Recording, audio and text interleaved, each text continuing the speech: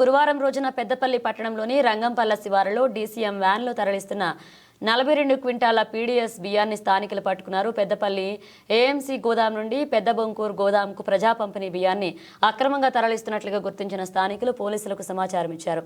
సంఘటనా స్థలానికి చేరుకున్న పోలీసులు బియ్యంతో పాటు డీసీఎం వ్యాన్ను పోలీస్ స్టేషన్కు తరలించి విచారణ చేపట్టారు.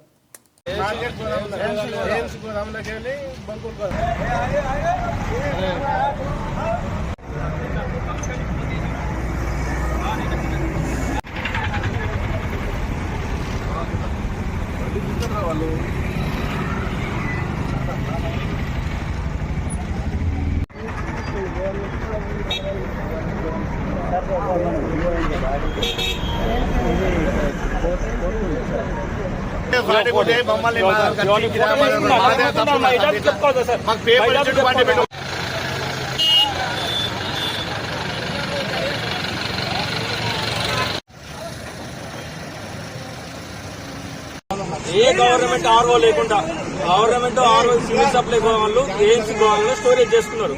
స్టోరేజ్ చేసుకున్నాక గవర్నమెంట్ ఏం చేస్తాయి, ఆర్ఓ రిలీజ్ చేస్తాయి, ఆర్ఓ కాపీ ఇస్తాయి. ఆర్ఓ ప్రకారమే గిన్నె బయటికి లోడు బండ్లు పంపిస్తాం గోదాముల నుంచి.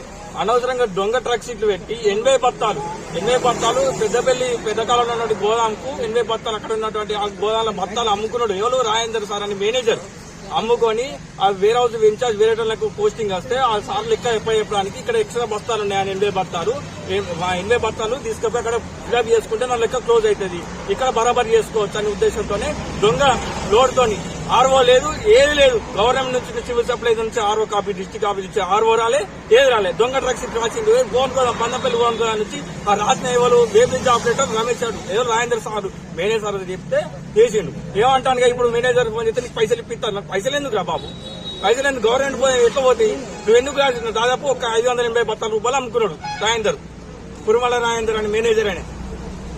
అది